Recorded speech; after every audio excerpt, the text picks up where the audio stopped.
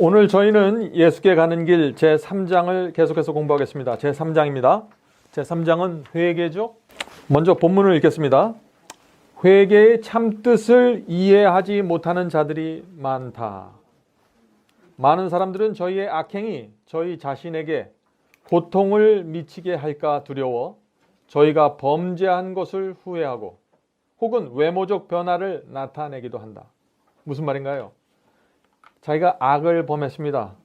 그런데 이걸 진정한 회개로 들어가지 못하고 고통이 그 죄의 결과가 나에게 미칠까 두려워해서 그리고 후회를 하고 어떤 문제가 생기지 않을까, 내 개인에게 어떤 문제가 생기지 않을까 염려한다고 했습니다. 이것은 회개가 아니라는 것이죠. 이것은 후회이지 회개는 아니다는 것을 지금 말하는 것입니다.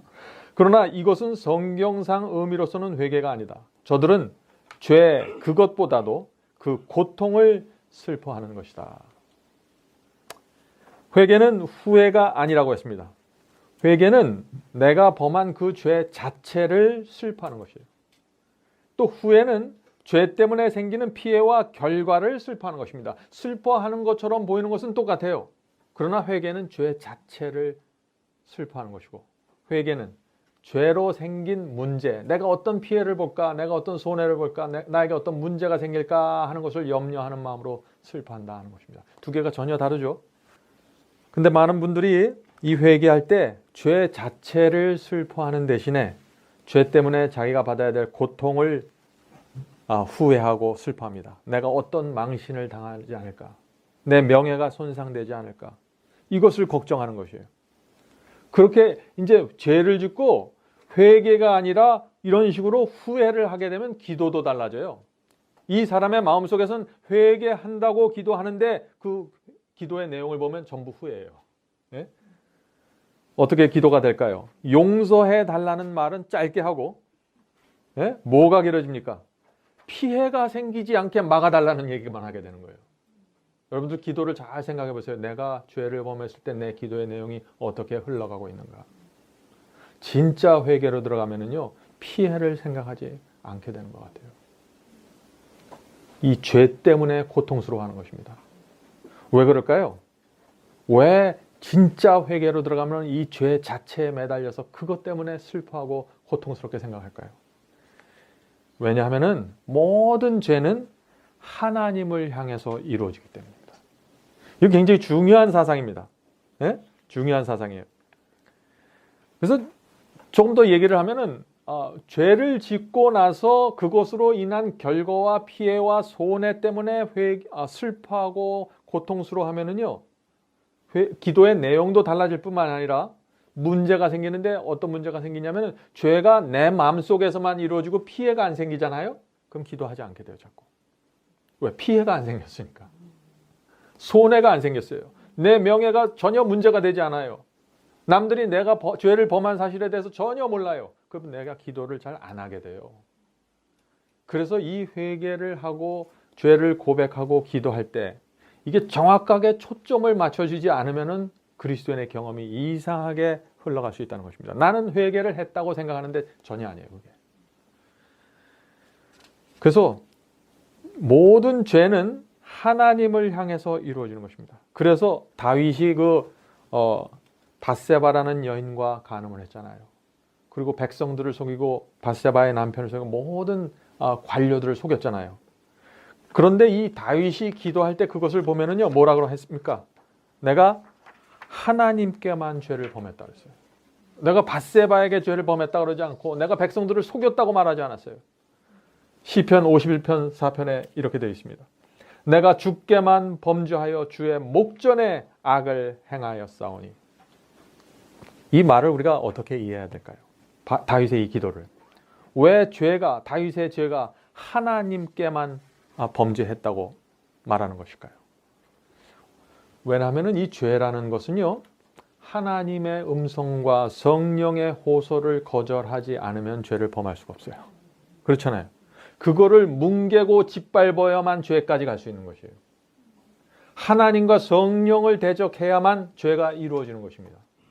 그래서 기도가 하나님께 초점을 맞춰서 이루어져야 된다는 것이죠. 또 죄를 범했을 경우에 그 죄에 대한 대가도 내가 지불하지 않아요. 죄를 내가 범했어도 그 죄에 대한 대가를 제가 지불할 수 있는 것이 아무것도 없어요. 왜냐하면 죄의 용서는 누구를 통해서만 이루어져요? 예수 그리스도의 죽음을 통해서만 이루어지는 거 아니에요. 네? 구약 시대도 죄는 내가 졌는데 누가 죽어요? 양이 죽잖아요. 철저하게 이것은 하나님께 속한 문제예요. 네? 하나님께서 내 대신 죽어 주어야 되는 거예요. 그래서 다윗이 내가 죽게만 범죄하여 라고 얘기했던 것입니다.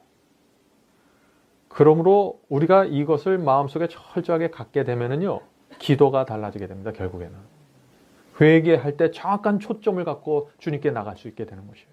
네? 죄는 하나님을 대적하여 이루어집니다.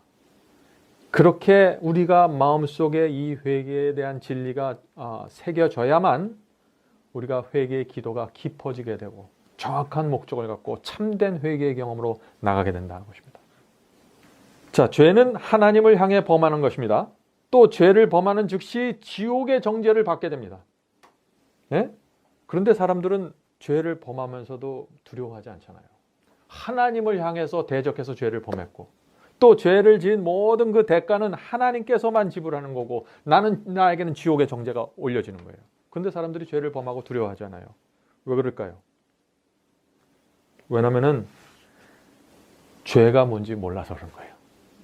이게 하나님께 죄를 범한다는 이게 도대체 뭔지 모르기 때문에 그냥 막 넘어가는 거예요. 막 아무 생각 없이. 하나님은 우주를 만드신 창조주고 한없이 영광스러운 분이십니다. 하나님께서 이 우주의 별과 행성과 지구에게 궤도를 정해주시고 그대로 돌도록 명령하시자 어떻게 됐어요? 한치의 오차도 없이 아멘이라고 화답하면서 움직이기 시작했습니다. 그게 하나님이에요. 그런 하나님이 내가 지금 범한 이 죄 때문에 죽는 거예요. 이것이 마음속에 깊이 새겨져야 돼요. 하나님께서 달과 태양에게 정해진 위치에서 빛을 내면서 일정한 속도로 돌라고 명령하셨습니다. 그래서 어떻게 됐나요? 태양과 달이 지구가 고개를 숙이고 하나님의 말에 복종했습니다. 그런 하나님이세요. 그런 하나님의 말씀에 우리가 대적하고 일어서는 거예요. 그게 죄입니다. 하나님께서 산들에게 명하시고 계곡의 물들에게 명하셔서 주어진 경로를 따라 흘러가도록 명하시자 그들이 그대로 순복했습니다.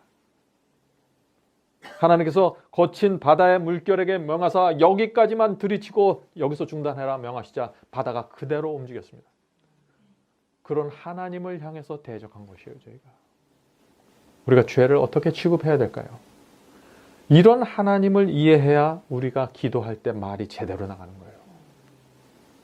우주의 왕이신 하나님께서 사람에게 나에게 오라고 호소하신데 사람은 말을 듣지 않는 거예요. 이 우주의 모든 만상들은 하나님의 말대로 움직이고 따라가고 역사하는데 사람만 지금 말을 듣지 않는 거예요. 사람에게 계명이라는 울타리를 정해주시고 진리를 정해주시고 이 안에서 사는 것이 너희들에게 최선이라고 말씀해 주시는데 사람만 이 밖으로 나가는 것을 자유라고 생각해요. 사람만 주어진 계명을 벗어나는 것을 자기의 권리라고 생각합니다. 그래서 사람들은 싫습니다라고 말하는 것이죠. 단 한 번의 불순종도 끔찍한 결과를 가져오는데 사람은 계속해서 어떻게 합니까? 하나님의 명령과 호소를 거절하는 것입니다. 이것이 죄예요. 이런 죄를 질 때마다 그래서 우리가 주 앞에 나갈 수밖에 없는 것입니다. 하나님께서 어떤 분이라는 사실을 알잖아요. 그럼 우리가 죄를 짓는 즉시 하나님께 갈 수밖에 없는 것이에요. 왜냐하면 이 죄에 대한 모든 책임을 지실 수 있는 분은 이 우주 안에 한 분밖에 없으니까. 죄란 단순히 그냥 하나님을 거절하는 것이 아닙니다. 내가 죄를 범할 때는 성령의 음성을 거절하는 것이고 하나님의 진리를 거절하는 것이고 그분의 뜻을 거절하는 것인데 그것은 다시 말해서 뭐냐면은 하나님을 떠나서 사탄의 편에 서는 것이에요. 죄라는 것은 내가 하나님 편을 떠나서 사탄의 편에 서면서 이제 나는 사탄을 지지하겠습니다 라고 말하는 것이에요. 근데 사람들이 많이 착각하죠. 내가 예수님을 믿고 교회를 다니고 기도를 하는데 내가 실제로는 사탄의 편에 서 있으니까.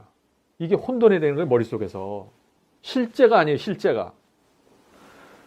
근데 어쩌면은 아마 여러분들이 이 죄에 대해서 그렇게 심각하게 생각하지 못하는 이유는 어떤 면에서 여러분이 너무 착해서 그런지 모르겠습니다. 너무 큰 죄를 져보지 않아서. 그런데 어떤 사람이 정말 자기가 생각하는 큰 죄에 빠져버리면요, 그거는 아무도 건져줄 수가 없거든요. 그때 비로소 사람이 하나님께 굴복하는 것 같아요. 그래서 우리 생애 속에 무슨 죄를 지라고 제가 말씀드리는 건 아니지만은 우리 속에 생애 속에 도무지 감당치 못한 죄를 범했을지라도 우리가 주님께 가면은 더 큰 은혜가 거기 있는 거예요. 죄가 많은즉 어떻게 은혜가 큰다 그랬잖아요. 예? 그건 뭐 죄를 많이 범하라고 권장하는 게 아니죠, 그 얘기가. 예. 자, 에서의 경우를 볼까요? 에서의 경우. 그 다음에 에서 얘기가 나오니까 여러분들이 가진 책에서 그 얘기를 좀 읽어보면서 생각해 보도록 하겠습니다. 에서가 장자의 명분을 영구히 잃어버린 것을 알게 되었을 때 슬퍼한 것이 그런 것이다. 자, 에서가 슬퍼했어요. 장자의 명분을 잃어버렸을 때. 그런데 그것은 어떤 거예요? 회개가 아니었다는 것이에요. 왜 슬퍼했어요? 자기 몫을 잊어버렸기 때문에 슬퍼한 거예요. 네? 자, 발람은 칼을 빼어들고 자기 가는 길에 선 천사를 보고 두려워서 자기의 생명을 잃을까 염려하여 자기 죄를 자백하였다. 그러나 그는 진정으로 죄를 회개하지도 않았고 목적을 변하지도 않았고 악을 미워하지도 않았다. 자, 내가 이렇게 잘못했습니다 라고 고백한다고 해서 그게 회개가 아니라는 것이죠. 고백의 이유와 목적이 달라요. 그래서 죄를 고백하는 데서 끝나는 게 아니라 회개에 이뤄야 된다는 것입니다. 그래서 성경에 보면은 구원에 이르는 회개라는 표현이 나와요. 구원에 이르는 회개. 많은 사람들이 회개를 하는데 후회를 하기 때문에 사도들이 구원에 이르는 회개를 해야 된다고 딱 집어서 얘기하는 거예요. 자, 그 다음에 말씀을 읽어보겠습니다. 그러나 그는 진정으로 죄를 회개하지도 않았고 목적을 변하지도 않았고 악을 미워하지도 않았다. 가롯 유다도 자기의 주를 판 후에 부르짖기를 어떻게 부르짖었습니까? 마태복음 27장 4절이죠. 내가 무죄한 피를 팔고 죄를 범하였도다 라고 하였다. 내가 무죄한 피를 팔고 죄를 범하였도다. 이거 회개하는 말 아니에요. 네? 그런데 성경은 회개라고 인정하지 않는 거예요. 이거를. 네? 이 표현만 보면 안 되는 거예요. 이 말을 하는 의도와 심정과 목적과 모든 것을 지금 감안해야 되는 것입니다. 이 가롯 유다가 주님을 판 후에 얼마나 두려웠을까요? 자기는 예수님을 자극해서 제사장들에게 넘겨주고 이렇게 목숨이 위태로운 상황으로 예수님을 넘겨주면 거기서 우주의 왕인 그 하나님의 본색을 드러낼 줄 알았어요. 자기의 의도는 그런 것이었어요. 근데 전혀 하나님께서 그냥 아무 힘없는 어린 양처럼 십자가에 매달려 돌아가시는 그런 모습으로 이제 비춰지니까 어떻게 됐을까요? 얼마나 두려웠을까요? 그래서 이렇게 부르짖는 것이에요. 부르짖는 거. 그러나 어떻게 했습니까? 결국은 자기의 목숨을 끊고 말았죠. 죄를 넘겨줄 때를 찾지 못한 거예요. 네? 회개하지 않아서. 자, 이런 고백은 정죄에 대한 무서운 생각과 심판에 대한 두려운 공포로 말미암아 그의 범죄한 심령에서 어찌할 수 없이 나온 것이다. 그에게 임할 결과가 이 가롯 유다에게 임할 결과가 그에게 공포심을 주었다. 그러나 그는 흠없는 하나님의 아들을 팔고 이스라엘의 거룩한 신자를 배반한 사실에 대해 충심으로 마음을 찢는 애통을 느끼지는 않았다. 이것이 유다의 형편이었습니다. 이 유다에 대해서 우리가 오해하면 안 됩니다. 어떻게 저 가롯 유다 같은 사람이 될 수 있어 하는 얘기를 하죠. 어떻게 예수님을 팔 수 있어. 죽은 자를 살리신 예수님을 어떻게 팔 수 있을까. 38년 된 안진뱅이를 일으키신 그 예수님을 어떻게 팔 수 있을까? 이 유다도 요한과 다른 제자들과 똑같은 기회가 주어졌다고 했습니다. 똑같이 식사했고 예수님과 함께 똑같이 잠을 잤어요. 유다도 똑같은 성령의 음성을 들었습니다. 유다는 성령의 음성 없이 자기 마음대로 산 사람이 아니에요. 늘 양심의 가책을 받았습니다. 예수님을 보면서. 예수님의 순결한 생애를 보면서 자신의 이기심과 교만이 찔림을 받았습니다. 그런데 이 베드로와 요한도 똑같이 못된 성격을 갖고 있었잖아요. 그들의 성품이 제대로 되지 않았었잖아요. 이 인품적으로 보고 학식적으로 보면은요, 이 가룟 유다가 더 좋은 사람입니다. 사회적인 계층도 있고. 그런데 유다와 요한의 차이가 뭡니까? 요한은 성령께서 주시는 그 음성을 받았습니다. 예수님의 생애 속에서 내가 저분을 배우고 싶다, 닮고 싶다는 강력한 충동을 받았고 성령의 인도를 따라갔어요. 가룟 유다는 똑같은 성령을 음성을 받았지만 끝까지 거절했습니다. 끝까지. 그래서 결국에는 자신의 목적을 이루려고 나갔던 것이에요. 우리도 그렇게 될 수 있거든요. 우리도 늘 성령의 음성을 듣고 삽니다. 그러나 우리가 주어진 생애 동안 우리가 어떻게 그 음성을 받아들입니까? 어떤 사람들은 자기가 죽는 순간까지 끝까지 그 음성에 저항하고 거절하는 사람들이 있죠. 끝까지 어떤 진리는 거절하는 사람들이 있습니다. 끝까지 어떤 빛은 거절하고 어떤 음성은 거절하는 사람들이 있어요. 그렇게 하면 안 된다는 것이에요. 그게 가룟 유다가 걸어갔던 길이니까. 자, 계속해서 읽겠습니다. 바로가 하나님의 형벌로 재앙을 당할 때 형벌을 더 받지 않게 하여 자기 죄를 자복하였으나 그 재앙이 그치자마자 다시 하나님을 거역했다. 이것들은 다 죄의 결과를 두려워한 것뿐이요 죄의 그것을 슬퍼한 것이 아니다. 이 바로의 모습 여러분들 아시죠? 예? 형벌이 일어나고 재앙이 왔을 땐 무서워서 떨었습니다. 예? 죄를 잘못했어요. 하나님의 존재를 인정했어요. 그러나 그 재앙이 사라지면 다시 그 목이 곧아지고 마음이 강팍해져서 다시 하나님께 대적하는 모습으로 돌아가는 것이에요. 이것이 많은 경우에 죄인의 모습이에요. 이것이 극단적으로 나오는 경우가 어떤 경우입니까? 이 바로는 재앙에 대해서, 기적적인 재앙에 대해서 이런 반응을 나타냈는데 오늘 그리스도를 재림을 기다리는 분들 가운데도 이런 반응이 나타날 수 있어요. 어떤 반응인가요? 예수님의 재림의 징조가 나타났을 때는 어떻게 돼요? 마음을 두렵게 하고 하나님께 나아가고 회개를 하고 재산을 하나님께 바치고 이런 일들이 생깁니다. 예? 근데 징조가 어떻게 돼요? 매번 일어나지 않잖아요. 일주일에 한 번씩 일어나지 않잖아요. 1년에 한 번, 어떤 때는 2년에 한 번. 아기가 산모에게, 잉태된 산모에게 나오는 것처럼 때에 따라서 주기적으로 오는 거거든요. 재림의 징조가. 그러니까 재림의 징조가 나타났을 때는 회개하는 것처럼 보이고 슬퍼하는 것처럼 보이고 하나님께 나가는 것처럼 보이지만 징조가 사라지고 다시 평안한 때가 오면 어떻게 돼요? 다시 마음의 끈을 풀어버리고 다시 세상으로 돌아가는 것입니다. 그리고 또 징조가 나타나면 어떻게 해요? 다시 또 울면서 돌아오는 거예요. 바로의 모습이에요. 바로. 그런 사람들은 자신이 초점을 맞추고 있는 복음에 문제가 있는 사람들이에요. 징조에 초점을 맞추고 있거나 뭔가 다른 데에 초점이 맞춰져 있는 거예요. 그리스도의 십자가 앞에 나가서 그 진리에 철저하게 굴복하는 그 순수한 경험이 없으면 자꾸 그 경험 이외의 것에서 어떤 뜨거움을 찾으려고 해요. 징조가 나타나야 내 뜨거움이 다시 회복되잖아 라고 생각하는 사람들이 있죠. 잘못된 것입니다. 징조는 하나님께서 우리에게 뜨거움을 회복하라고 주시는 게 아니에요. 지금 내가 얼만큼 가까이 왔으니까 조심해라. 너의 삶을 어떻게 끌어가야 된다. 지치지 마라. 하나님께서 징조를 주시는 의도와 목적이 있는 것입니다. 자, 계속해서 읽겠습니다. 그러나 사람의 마음이 하나님의 신의 성령의 감화에 순복할 때에는 양심이 각성되어 죄인은 하늘과 땅에 있는 하나님의 정부의 기초가 되는 하나님의 신성한 율법의 깊은 뜻과 신성성을 얼마만큼 깨닫게 될 것이다.